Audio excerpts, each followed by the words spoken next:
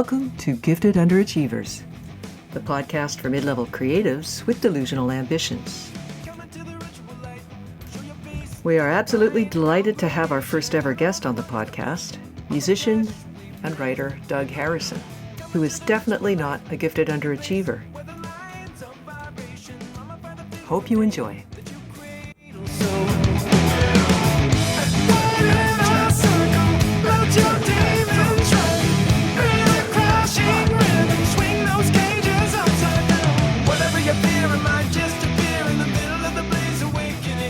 Hey, Pat. Yeah. There's a stranger in the Gifted Underachievers Clubhouse, and it's kind of putting off a vibe of either a friend of yours or like stranger danger. Yeah. He's a friend of mine. His name's Doug. Yeah, Doug Harrison. Let me introduce him. Sounds good. Okay, I'm going to read from Doug's bio, actually, because we were super excited to have Doug Harrison of FEN, slug comparison, writer, all-around amazingly prolific person. Here we go. Doug Harrison divides his creative energy between the written word and recorded sound. As a writer, his poems and stories have appeared in publications, including Event Magazine and the Rathala Review.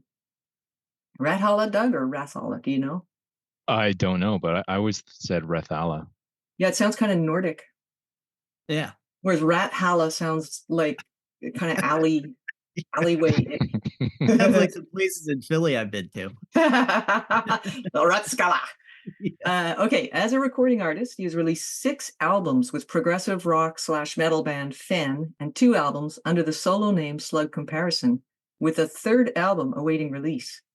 Known for earnest and emotional vocals and imaginative compositions, his music has been lauded by critics and fans alike and has been placed on HGTV and a zombie killing game for smartphones, Dead Grind. He lives in Victoria, Canada. Welcome, Doug, to Gifted Underachievers. Thanks for agreeing to be our guinea pig. Well, thank you for inviting me. Oh, God, I'm just so glad you said yes. So I had a cancellation with a different interview was that tonight, Steve so this opening came up. Yeah. Okay, yeah, that's what I thought. Yeah, we're his B team. So. Yeah, it was Talentless Superstars that was going to have me on, but no. Okay, so I just want to add to something because I've been doing a bit of a deep dive into just stuff you've posted recently. Doug and I are in the same social media platform. I'm not even going to grace it with a shout out. And so as in addition to putting out the album which comes out September 12th, and it's called Dear Mouse, you've been on radio, you're on Progtastic. Your song Ritual Light is following David Bowie's Black Star, which I have on my phone. I have like 2 albums on my phone. One is Bowie's album right before he died, and one is actually Slug Comparison. Love that Bowie album. Yeah, it's so good. And so I was just like fame by association when I saw Ritual Light there right after it. You've been reviewed in Ringmaster Review. Ringmaster Review, where I just got a quote: "The finest and most irresistible FEN moment yet. Addictive, imaginatively crafted proposals," which I thought was a cool way to describe some of the songs on Dear Mouse. You're on Working Progress. I think you were chosen Album of the Month, and that is Working Progress with Rob Crosby. And he calls Dear Mouse a cracking new album. You're on a Spotify playlist for the Prog Space, which is 9,000 followers. And you're under their What's Hot update. So that was just out, I think, their update, right? Yeah. And different stages radio. I can't even read my own handwriting. The Autopsy Report, rock and metal radio show, has Ritual Light on there. Interesting, I thought that they're picking different songs, some of them, to showcase, and because the songs, are quite different. So I, anyway, congratulations. Thank you. How's it feel? It feels good to be moving forward with it. And while this album was 12 years in the making, so like to be at this stage and just being days away from release is definitely the right feeling. Yeah, cool. Yeah. Yeah. And do you have, for you guys, like, is there a big show coming up and a big sort of release party and all that kind of thing? How's that work? We're we're in different cities actually. I'm the only one in Oh, Victoria. Guitarist is in Dawson Creek, and then drummer and bassist are in Vancouver. And we have this entire thing came together virtually. wow. Just I mean, because of the nature of being physically apart. Yeah. Mhm. So that means, so we were talking before we started, and this whole notion of writers only have one cat to herd, and you've got a lot of cats, and then it's remotely. But you found ways, and it feels like you're finding ways to keep producing as a band, but also you individually as an artist, finding outlets for your art, because you also have Slow Comparison, you have the writing. There's Fen with the album coming out on the 12th. There's this kind of creative energy that doesn't seem to dissipate with you. When you talk about that and think about you as a creative, how do you think about yourself? I think about myself as someone who basically needs to create to feel good about existence. Mm, Mhm. And when creating in one of those avenues is not going super well, then it's nice to have another one to just sort of shift channels to and sort of dive into that one for a while. And it's suddenly the other one shrinks in importance, and the troubles that I had there are just smaller. yeah. Mhm. And then, so you kind of, when one thing gets to be, feels like it's running out of energy, you go to the next thing, and that's got the energy. And I think, that's something that a lot of, I know as a writer, it's like I have different projects that I'm working on, and I get really juiced by one when I come back to it, because I look at it, it's like, oh, there's something here that I've kind of forgotten. Yeah. Does that kind of happen with you? Yeah, I mean, I think that when I started the solo project, it was because I was finding it challenging to be working with a band, like where it's, four people working together. You have schedules to to bring together and four different sets of ideas. And and I just wanted something where I could just sort of plow ahead without having to consult with anybody. So for me, that released a lot of the pressure, that feeling of being in a band. And so suddenly, I think because I had that other outlet, I was more relaxed, like in the band Mm. environment, and just more willing to just hear other people's ideas and not push so hard for my own, I guess, because I Huh. was getting that fed elsewhere, right? Yeah, Right. that makes Right. total Right. sense. Yeah, no, it does, and it takes the pressure off the one project, because, as you said, you've kind of got other stuff, other irons in the fire. And is that a strategic thing that you've done, or is it just kind of developed? Yeah, well, I think it sort of was born out of necessity at a certain point when I was like, I had certain things that I wanted to do musically and be able to try out, and I found that it was easier to try them out on my own. Mhm. Yeah. Good thing. Like rather than telling people, okay, you play this for your specific part, and you play this, and then it's all going to work together. It's like I don't want to have to dictate. Yeah. And there's also just the stuff like, the bass player isn't practicing the part, somebody's not doing what you really want them to be doing. They're kind of doing it the way they think they should be doing it, or not. And so Yeah, you get it's these different kind of ways to sort of take that pressure off, which is nice. James is just speculating that that's the case. By the way, no shade to Fenn's Oh no, yeah, bass yeah. No player. shade to Ben. It's no, working with people. Yeah, yeah, I every band is can. deals Yeah, with that stuff, right? Like, Yeah, yeah. yeah, and it's true. So Pat and I, when we work with a client, there's a collaboration there, but there's a little bit of a different dynamic, because the client is really the copyright owner.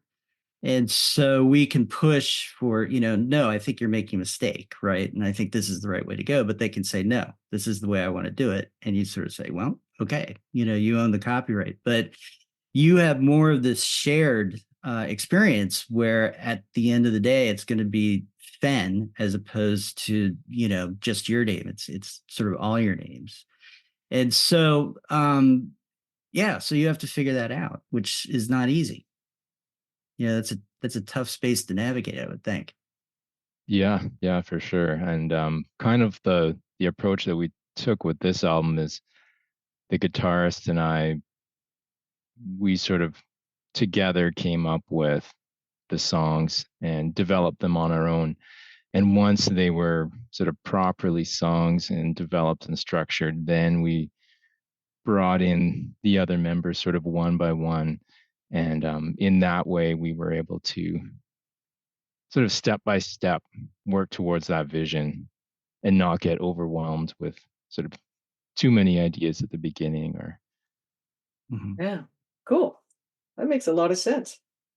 So what I'm super interested in, James's question from this morning, I guess I should let James ask it. But it's the one about when you're writing music, how much of your attention is on the audience? Because your music doesn't exactly, I wouldn't say it's cross genre, but when you're writing fiction, well, you've done this too, where I've read some of your stories, Doug, and the more transgressive ones, you wrote them, you must have written them because you wanted to, because there's almost no literary mag that would place. I'm thinking about the one about the king. Anyway. So for that, I think, well, you're like a what the fuck kind of writer, but I'm not sure if that's how you are with the music. Oh, yeah, good question. I mean, we I don't think we consider the audience too much, like, because we still haven't quite figured out where we even fit in, Yeah. like genre wise. I mean, it's a pretty sort of basic start. Like Sam will give me a riff and I'll just write vocals to it. I'll just write melodies to it. And then we just go from there and just try to sort of develop the idea in sort of the best way that it can be developed and presented, like sort of reaching its full potential, I guess, is how we sort of look at it sometimes. Like it's a little squiggle of DNA that Sam's given me with his riff, and then we kind of just grow it together. Cool.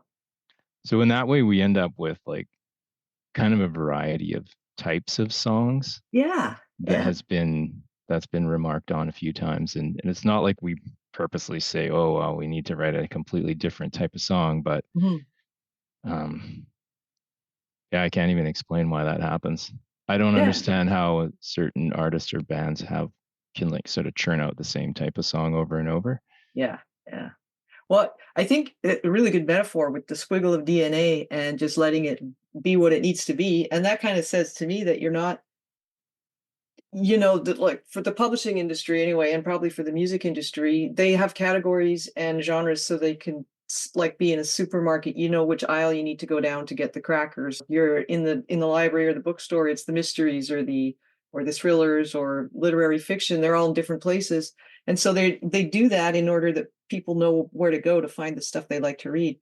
But from the other side of it, from the creative person's side, you're letting the project reach its, or the song reach its full potential. It is what it is. And so reaching its full potential looks like just letting it be what it is and not thinking too much about the end result. Yeah, I mean, we just sort of look and listen and try to figure out like what does this thing want to be? What is it trying to be? And then I mean, it's not a quick process for us, obviously, like with this 12-year project, not that it took us entirely 12 years of writing the songs, but just sort of following the path of that song to the end. Yeah, very cool.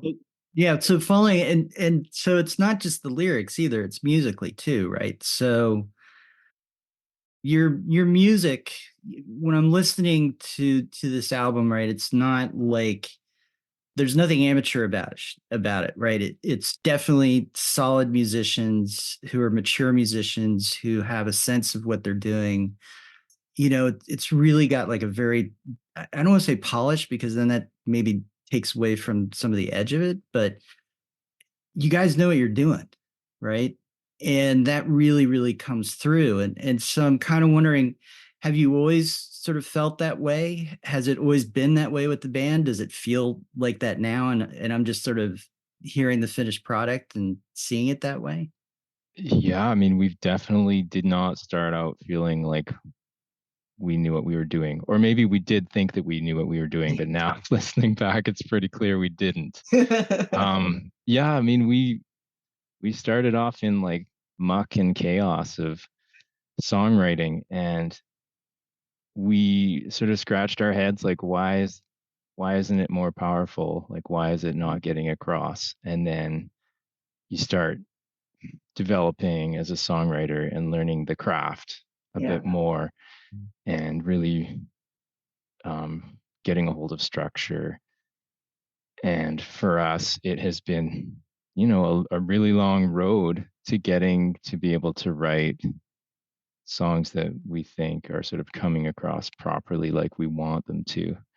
And so for us, it has been kind of that path of coming from total disorganization to very much more honed, shorter, punchier compositions. Mm. And I think that's for the band FEN, I think this album is kind of the pinnacle of that. It's like we've reached what we have been reaching for a long time. That's so great.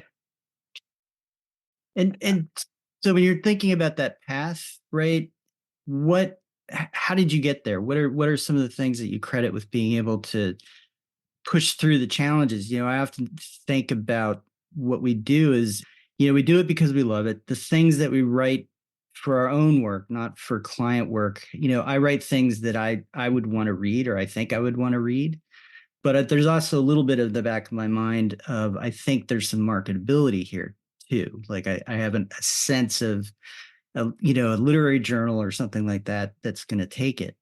But every time I've reached a block, it's not been enough to make me want to stop. And I would think that you run into these challenges, and as you said, you're developing the craft and you're finding and figuring out your ways around them. And none of them obviously have been enough to make you think I want to do something else. So what are some of the tools? What are some of the things that would translate maybe to other people in creative endeavors?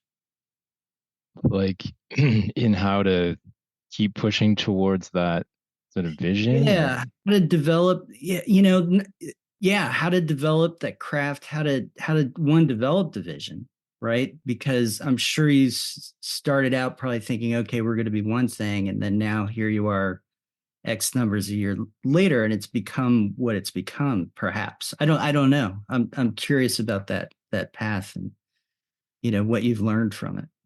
Yeah, well, I think that just a lot of experience, like, I mean, because this is our sixth album, so we've had that chance to screw up in a number of ways by now, and to decide what worked and what didn't, sort of after the fact. You kind of make these realizations when it's usually too late to change Mm. it.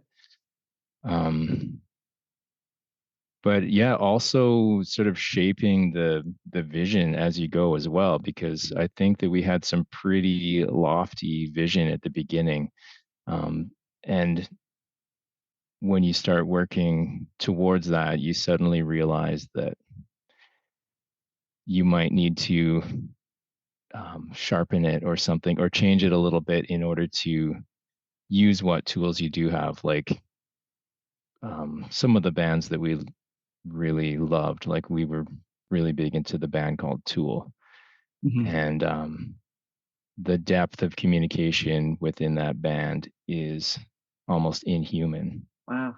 And if you're not, if you don't have that, then you're just not gonna get to that level of music.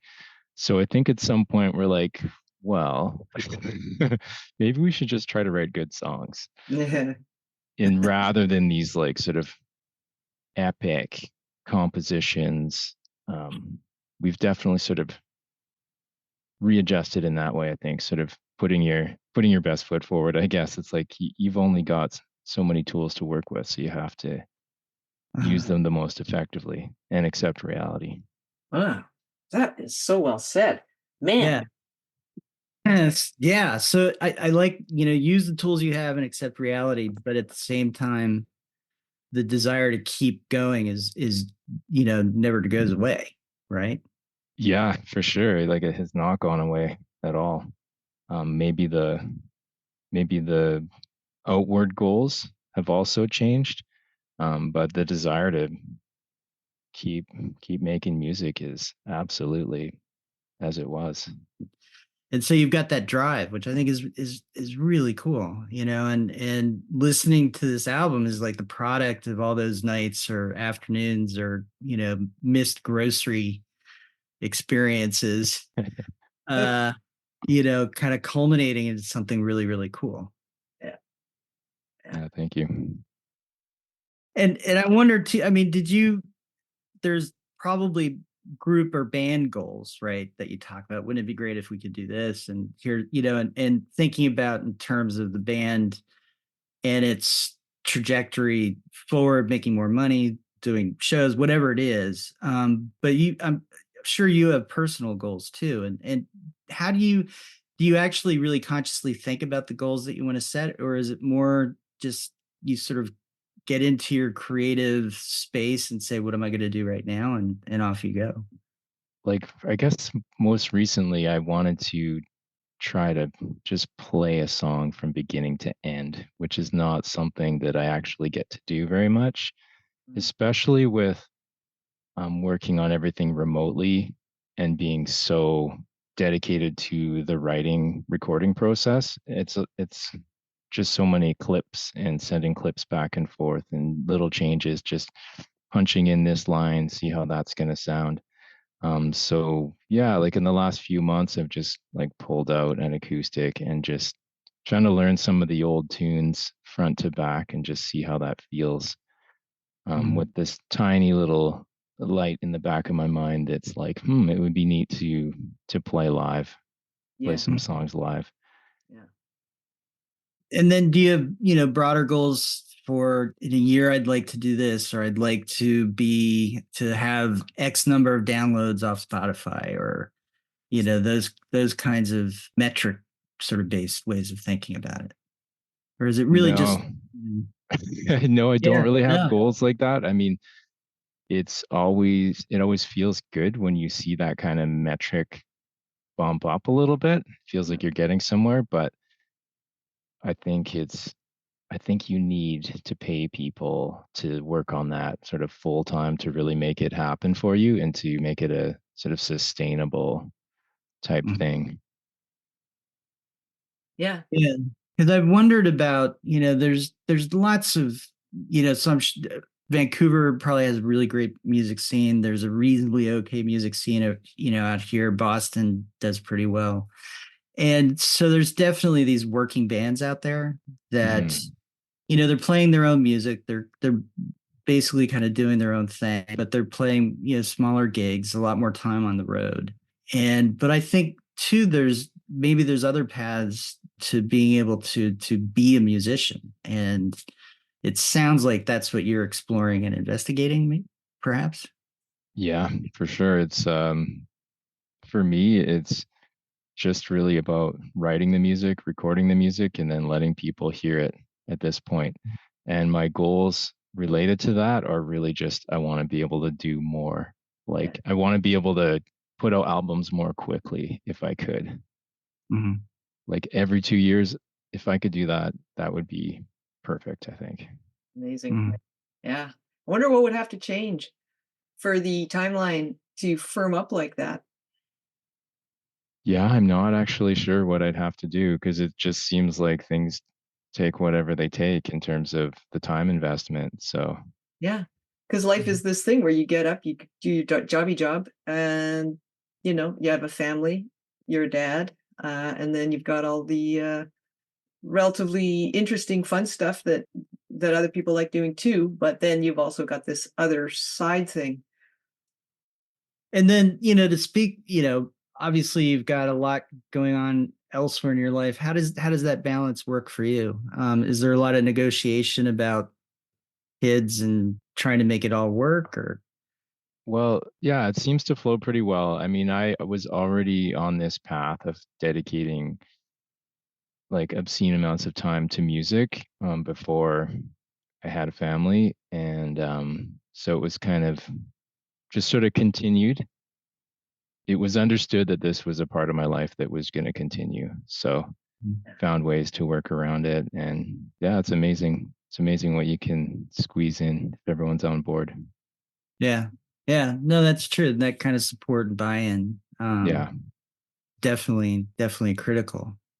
So just to slightly shift gears, we've been talking about the craft and how important that is to you, and how you've been able to just keep doing it for the last 25 years.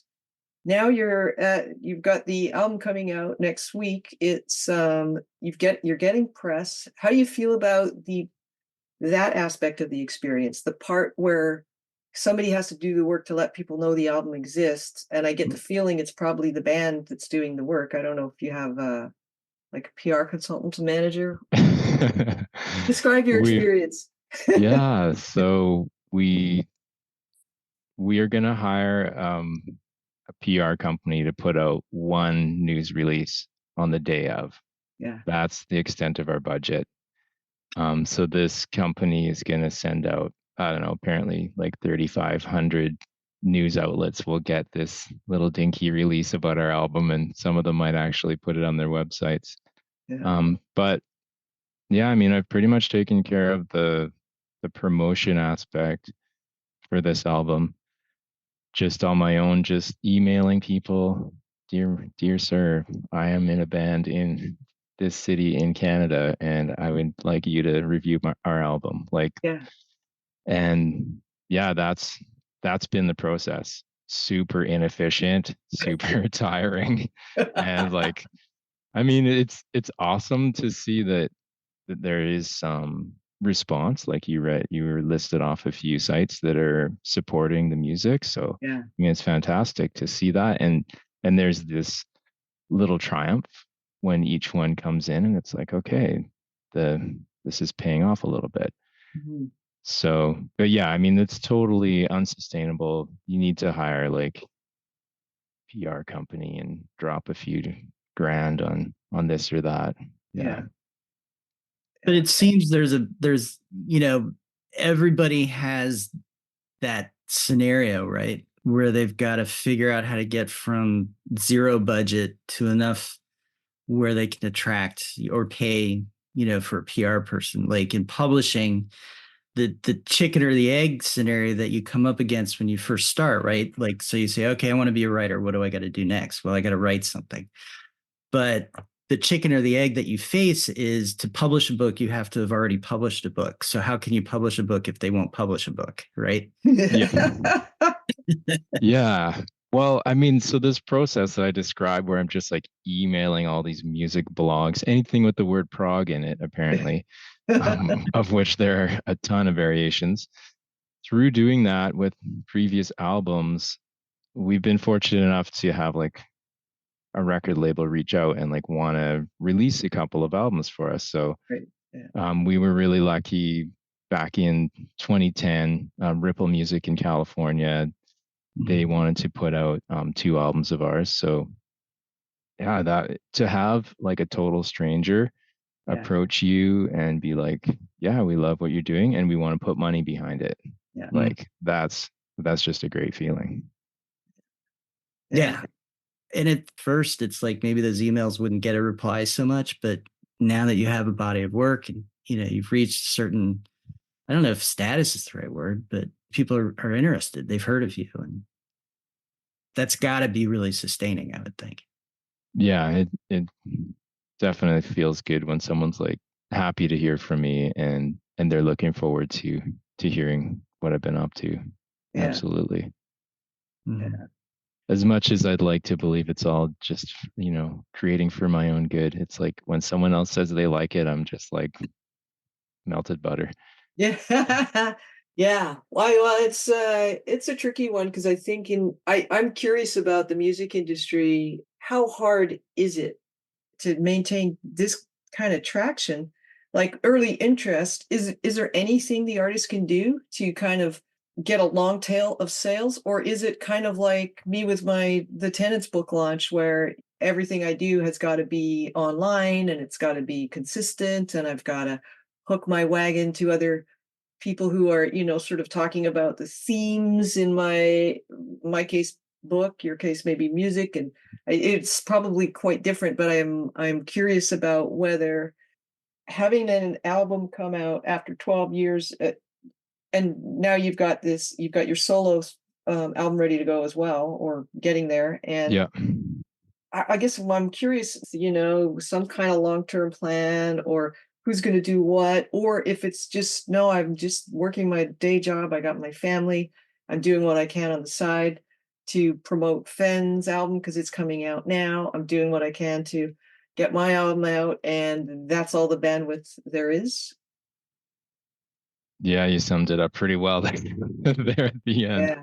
That's really it. I mean, yeah, you just do what you can. And the part about promotion is like every minute or hour or day you dedicate to promotion, that you're taking away from your creative time. So Yeah. like I've barely done any music for the last 2.5, 3 months, right? Yeah. There go the want to sit down with your acoustic and play an entire song all the way through. Do you Yeah. find yourself sneaking out to open mic nights and, No, not at all. I mean, for me, playing live has had such minimal draw for me. Like I Huh? haven't really gotten to the point where I enjoy it. Just such an introvert that I enjoy music the best when I'm by myself. Yeah. Can I ask a quick sort of side topic question? Yeah. Which HGTV show is your You know what? I'm fan? not even sure. It's one of those things that just showed up in my like SOCAN, the Oh yeah, yeah. Society of Composers. It just showed up as in that listing there, and I didn't have anything to do with really putting it in there. Right. They just heard It it. was And available, and yeah. they bought little clips here and there and used them. How cool. I think Yeah. that's very cool. Kind of a side note from the universe that your stuff is interesting for different reasons. I don't know if that's how it feels to you, but I would love that if somebody used my stuff. Yeah. No, it was super cool to see that. Yeah. Do you get any money? A teeny little bit. Yeah. Fantastic. Yeah. Yeah. I would say, maybe just as one last question, where would you like to see your music grow? Your career as a musician, how would you like to see it grow? What would be the feeling like you've moved yourself up a couple of steps of the ladder? I just want to get back to it at this point. Like I'm kind of honestly, I want to be able to close the door on the world and put the headphones on and start bringing the next batch of songs up to snuff. And for me, that's the goal. Yeah. Getting back to it.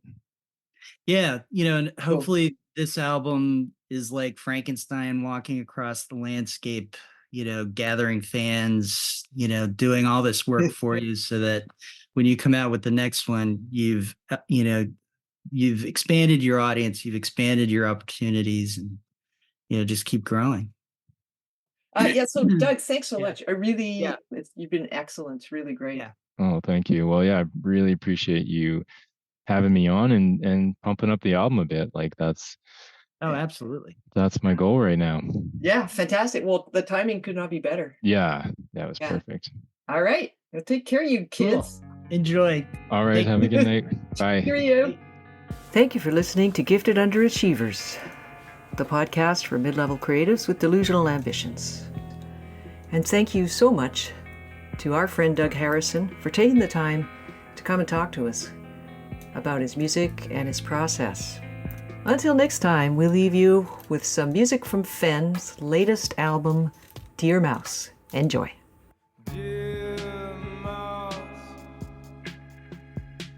don't be afraid. How long have you been with us? Picking through the crumbs.